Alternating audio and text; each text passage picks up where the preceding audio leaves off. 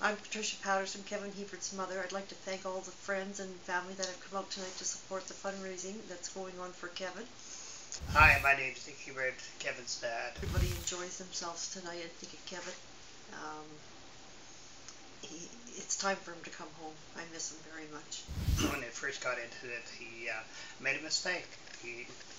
Sorry, if you got yourself in here, you get yourself out. But that's done and gone. It's almost 11 years now. So when I went over to Greece this last time, we went to visit Kevin because Kevin got a vacation. They don't use the word parole there. Unfortunately, you can tell what's happening on in Greece right now.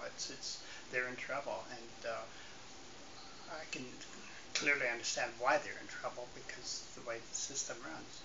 And we had 5 days of lots of love and hugs and kisses and cries and everything to do because we hadn't seen Kevin in about 10 years.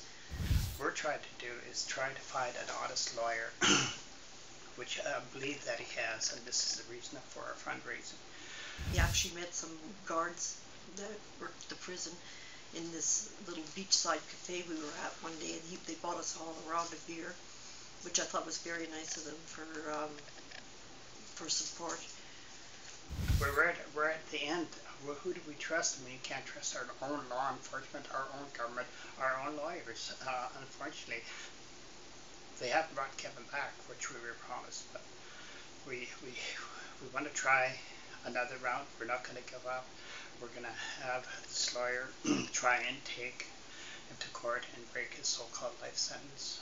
Thank you to all the people that are involved, that are participating with this event. Really, really appreciate it.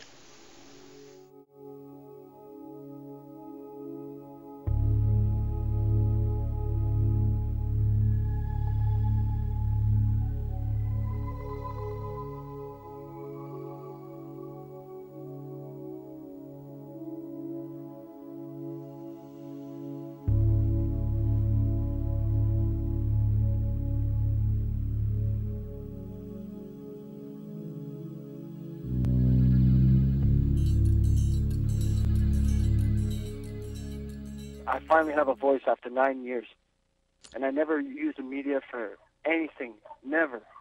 And now that it's time, I need to get the message across. And that, in a nutshell, is why international fugitive Kevin Hiebert called the CBC while hiding out, weeks after walking away from a Greek prison. I don't think it is something criminal.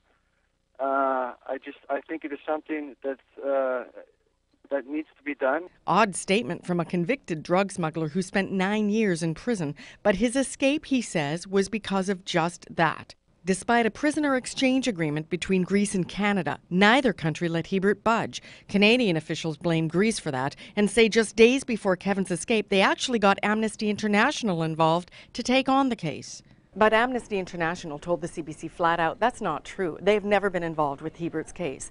Furthermore, Hiebert's own lawyer told the CBC that it was Canadian officials and not Greek who didn't honor the agreement. This despite the fact it was Canadian officials who first advised Hiebert to apply for it. And remember, he waived his right to an appeal in the process. Which is why, after serving 3 times longer than he'd have served in a Canadian prison, Hiebert took matters into his own hands and is now living as a fugitive. I can't really express the feeling. Like it's, you know, I feel alive. I feel anxious. Definitely, I have to take precautions and stuff like that. I can't live like a normal life. Right now, Hiebert hopes to turn himself in if Canadian officials promise to return him to Canada. I don't have fear because you know what? If they did catch me, at least I know I tried. Because it's better than just sitting and wasting your days in prison. Donna Carrero, CBC News, Winnipeg.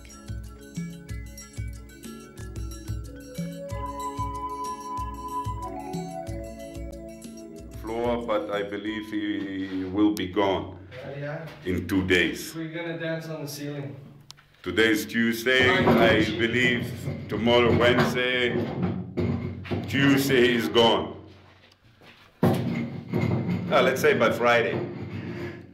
Or let's say in January. Yeah. Make it over the weekend. Discussion. Okay, talk to the guys. Tell them some nice stuff. I'll be back. Here we go. Return to Back to the Future. Yeah, return to Canada, Back to the Future. Okay, she's clean. So, but actually you're now entitled for the first time in over 10 years to take back your identity, your rights, let's say. That's my rights. So, 10 years I didn't have any rights, and today's the first day, and I'm working.